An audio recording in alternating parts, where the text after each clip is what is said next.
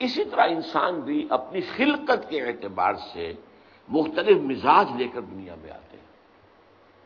اس پہلو سے جیسے سونا بھی ہے، چاندی بھی ہے، اسی اللہ نے پیدا کی ہے، لیکن سونے کی اور کو صاف کریں گے سونا بنے گا، چاندی کی اور صاف ہو جائے گی چاندی بنے گی۔ اسی طریقے سے انسانوں میں سے یہ بھی معدنیات کی طرح ہیں، جیسے کہ سونے اور چاندی کی معدنیات ہوتی ہیں۔ خیارہم فی الجاہلیت خیارہم فی الاسلام، ان انسانوں میں سے جو بہترین لوگ ہوتے تھے جاہلیت کے دور میں، اسلام لانے سے پہلے، وہی بہترین ہوئے اسلام لانے کے بعد۔ اب مسلمانوں میں بہترین وہی ہوں گے، اس لیے کہ اگر انسانی شخصیت کا جو بنیادی حیولہ بنا ہوا ہے وہ برتر ہے، تو اب وہ مومن ہوگا تو برتر مومن ہوگا، اونچا مومن ہوگا، اعلیٰ مومن ہوگا۔ اور اگر وہ بنیادی جو میٹیریل ہے، اس کا بنیادی جو اس کا حیولہ بنا ہوا ہے وہ کمتر ہے، تو ظاہر بات ہے کہ وہ مومن تو ہوگا لیکن کمتر مومن ہوگا، اس پہلے مومن کے درجے کا مومن نہیں ہوگا۔ البتہ یہ بات ذہن میں رکھیں کہ جہاں تک اجر و ثواب کا تعلق ہے اس کا اس سے کوئی تعلق نہیں ہے۔ اگر اللہ نے کسی کی اور جو ہے وہ چاندی کی بنائی ہے تو اسی کے مطابق حساب نہیں لے گا، اس سے ان کا حساب نہیں لے گا کہ جو سونے والی اور والے لوگ ہوں گے ان کا محاسبہ جو ہوگا وہ اپنی سطح پر ہوگا کہ تمہیں ہم نے یہ کچھ صلاحیتیں دی تھی، تم نے کیا کیا۔ تو اللہ تعالیٰ لا یکلف اللہ نفسا الا وسعها، تو جس کو کہ کبھی قرآن میں شاکلہ بھی کہا گیا ہے سورہ بنی اسرائیل میں، اور وسع کا لفظ جو ہے یہ بار بار قرآن میں یہ الفاظ آئے ہیں، اور یہ بہت ہی ہمارے لیے خوشخبری ہے کہ اللہ کا محاسبہ جو ہے وہ اندھے کی لاٹھی کی طرح نہیں ہوگا کہ وہ گھومے تو وہ نہیں دیکھتی ہے کس کو لگ رہی ہے۔ اللہ تعالیٰ کا جو محاسبہ ہوگا وہ بھی ہر شخص کا انڈیویجول ہوگا، وہ انڈیویجول جو ہے کلہم آتی ہے یوم القیامت فردا، ہر شخص ایک فرد انفرادی حیثیت میں اللہ کے سامنے حاضر ہوگا، اور اسے اللہ نے جو کچھ دیا تھا اس کے حساب سے اس کا محاسبہ ہوگا۔ اس لیے وہ اخروی حساب کے اعتبار سے یہ نہ سمجھے کہ تو ناانصافی ہو جائے گی، پھر اللہ کے ہاں وہ ناانصافی نہیں ہوگی۔ البتہ دنیا میں اللہ تعالیٰ نے یہ جو رنگا رنگی پیدا کی ہے، بو قلمونی پیدا کی ہے، ذوق اس جہاں کو ہے زیب اختلاف سے، یہ اختلاف اگر نہ ہو، رنگا رنگی نہ ہو اور یہ گنا گونی نہ ہو تو ظاہر بات ہے مونوٹنی جو ہے اس سے تو انسان کی طبیعت بیزار ہو جاتی ہے۔ تو اختلاف جو ہے اس کے اندر ایک حسن ہے، اور یہ حسن تخلیق ہے، اس پہلو سے علیحدہ بات ہے، لیکن محاسبے کے اعتبار سے اس میں کوئی کمی جو ہے اس کا نہیں ہوگا، اس لیے کہ اس سے اسی کے مطابق حساب لیا جائے گا۔ ایک اصل جو اس حدیث کے لفظ تھا اذا فقہوا، جب کہ وہ دین کا فہم حاصل کر لیں۔ یہ فقہ کا لفظ جو ہے ہمارے ہاں بعض چیزیں ایسی ہیں کہ جو بعض اصطلاحات ہماری اپنا مفہوم جو ہے اصل مفہوم بالکل ان کا غائب ہو گیا ہے ذہنوں سے، اس لیے کہ وہ کسی اور مفہوم میں زیادہ عام ہو گئے۔ لفظ احسان ہے، اب احسان کے لفظ ہم سمجھتے ہیں کسی کے ساتھ بھلائی کرنا، اب یہ لفظ احسان اصطلاح ہے دین کی، دین جو ہے انتہائی خوبصورت ہو جائے، آپ کی دینی زندگی انتہائی حسین ہو جائے، ہر اعتبار سے اس میں خوبی ہی خوبی نظر آئے، وہ احسان ہے، وہ درجہ احسان ہے۔ نمبر 2 پر حدیث آئے گی، اخبرنی عن الاسلام اخبرنی عن الایمان اخبرنی عن الاحسان۔ تو اس معنی میں یہ لفظ جو ہے فقہ کا لفظ کیونکہ ہمارے ہاں عام ہو گیا ہے، وہ علم فقہ یعنی احکام شریعت کا استنباط اور اس کا استخراج کر کے اور قیاس کے ذریعے سے غور کر کے نئے مسائل کے لیے جو ہے رائے نکالنا،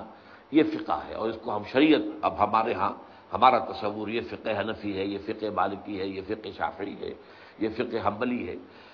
تو اس اعتبار سے فقہ کا لفظ اس پر چسپاں ہو گیا۔ اصل میں یہ لفظ ہے فہم، گہرا فہم،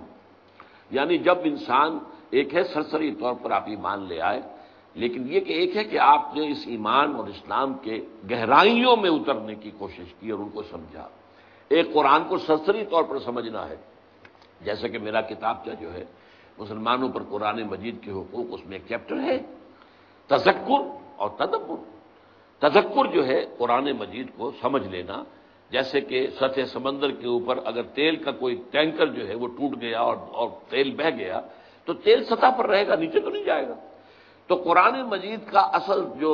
نصیحت ہے، اس کا جو لیسن ہے، اس کی جو ہدایت وہ سطح پر ہے،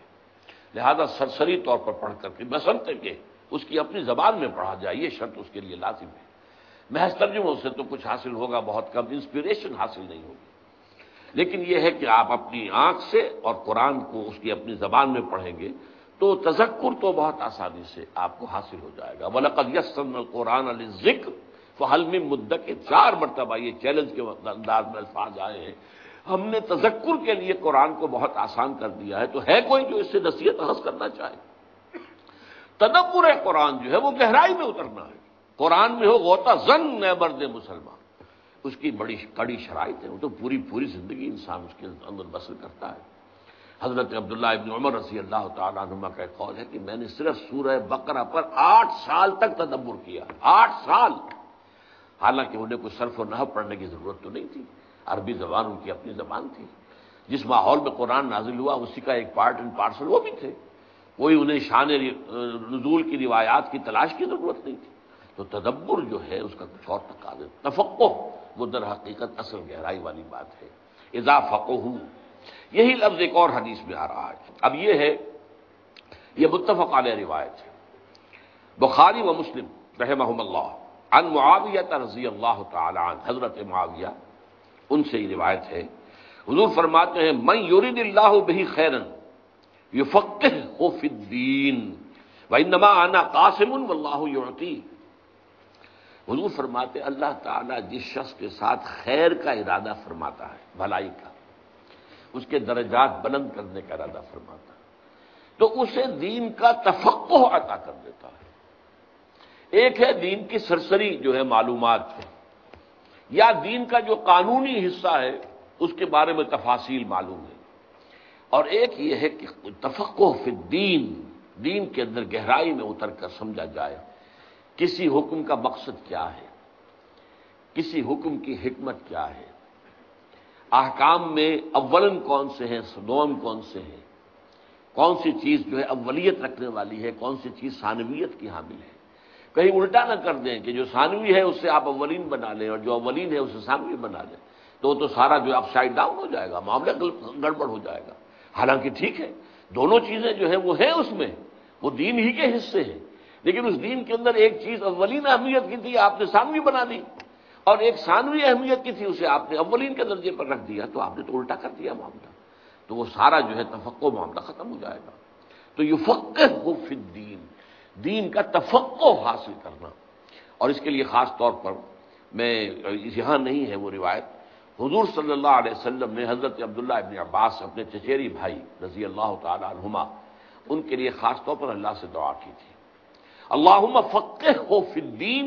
وعلمہ التاویل، اے اللہ اس نوجوان کو دین کا تفقہ عطا کر، دین کا گہرا فہم، گہرائی میں سمجھ، گہری فہم، اور اس کے ساتھ جوڑ کر آیا ہے علمہ التاویل، قرآن کی تعویل کا علم عطا کر۔ میں نے بتایا تھا تفسیر اور ہے، تعویل اور ہے۔ تفسیر میں بحث کی جاتی ہے الفاظ سے، ترکیب سے، نحو سے، صرف سے، اس سے، اس سے، یہ تو ہے وہ تفسیر ہو رہی ہے، یا اس کا جو ہے شان نزول یہ ہے۔ ایک ہے اس کلام کے فہم کو اس کے اصل مدلول تک پہنچانا، اصل اس میں مقصود کیا ہے، کیا بات کہنی جو ہے مطلوب ہے، اس تک پہنچا دینا۔ تعویل کے معنی اول کیا ہے؟ لوٹانا، تو اسی معنی میں کسی چیز کو لوٹا دینا اس کے اصل کی طرف، اس کے اصل مفہوم کے ذریعے تعویل ہے۔ تو در حقیقت تفقہ فی الدین اور تعویل قرآن یہ دونوں ایک ساتھ جڑے ہوئے ہیں، ان دونوں کا گہرا تعلق ہے، اسی لیے حضور نے دعا میں ان دونوں چیزوں کو شامل کیا، اللہم فقہہ فی الدین وعلمہ التاویل۔ اب آئیے 7ویں حدیث، یہ بھی متفق علیہ ہے، بخاری و مسلم، عن ابی مسعود، اب ابن مسعود رضی اللہ تعالی عنہ، عبداللہ ابن مسعود، لا حسد الا فی اثنتین، حضور فرماتے ہیں کہ کوئی حسد نہیں ہونا چاہیے مگر 2 اشخاص کے بارے میں۔ اب یہاں پہ لفظ حسد جو آیا ہے وہ در حقیقت اس عام معنی میں نہیں آیا ہے، تو اصل میں یہ ہے کہ جس میں رشک، جسے ہم اردو میں کہتے ہیں رشک، فلاں کو فلاں پر رشک آیا، ایک ہے فلاں کو فلاں سے حسد ہوا۔ یہ حسد ایک منفی شے ہے، کسی میں کوئی خیر یا خوبی دیکھی اب اس کو یہ ہو کہ یہ اس سے سلب ہو جائے اور مجھے مل جائے، یہ حسد ہے۔ ایک یہ ہے کہ اللہ تو نے اس کو یہ خیر دیا، مجھے بھی عطا کر، یہ رشک ہے۔